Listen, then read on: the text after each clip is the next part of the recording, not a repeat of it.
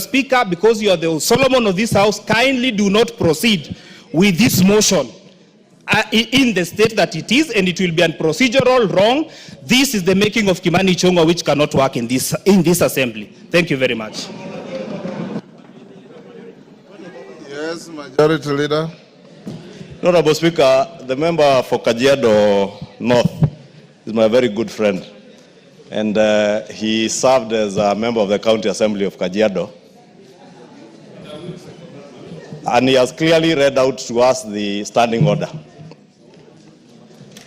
I will choose to ignore the invocation of the name Kimani Ichung'wah, which is now a spot for those who have nothing else to speak about. They can only speak about Kimani Ichung'wah, and I know why he's trying to invoke my name. But I will restrict myself to the provisions of the standing orders. The standing orders, Honorable Speaker, make it clear unless otherwise resolved by the House. Therefore, I would implore on the member for Kajiado North, other than carelessly invoking the name of Kimani Ichung'wah, who is not the majority whip, because the majority whip is called Honorable Silvanus Osoro. Other than doing that, he should be spending his time now convincing the House to resolve otherwise.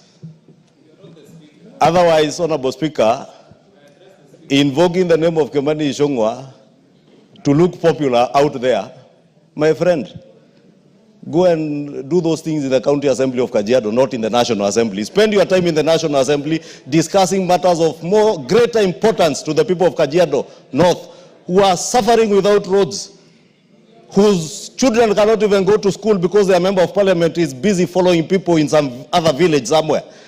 Why don't you follow members of your constituency in their own constituency addressing their issues?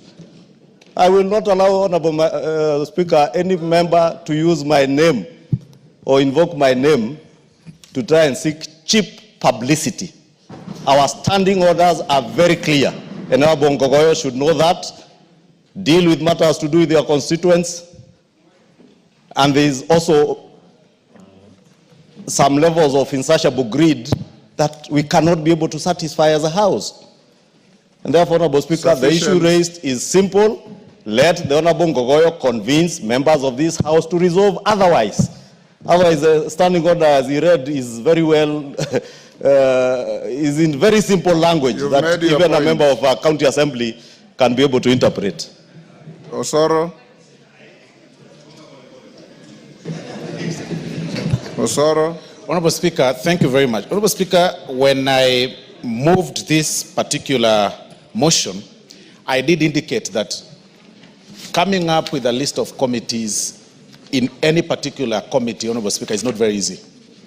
The movement of one to the other affects another. And it is address the issue he has raised. It's very simple. That is where I'm heading to, Honorable Speaker. I'm making my case. Yes. I'm making my case that the movement of one member to another committee must affect the other, because there are issues of regional balance, there are issues of gender, there are issues of party, Honorable Speaker. I am actually not aware, and I'm now checking, that the particular committee that he intended to be included, or rather he has been serving, Honorable Speaker, his name is missing. Then it must be placed somewhere for that list, Honorable Speaker. Take your seat. But even with that... Take your seat. Take your seat. I expected you as a good lawyer to be listening. The Honorable Ngogoyo is raising an objection under Standing Order 176 on the allegation of discharge of a member from the committee. He is clearly out of order. What is before the House is a reconstitution of committees, is not discharge of members from any committee. If you looked at your standing orders very well, we are dealing with reconstitution of committees, and it's up to the House to resolve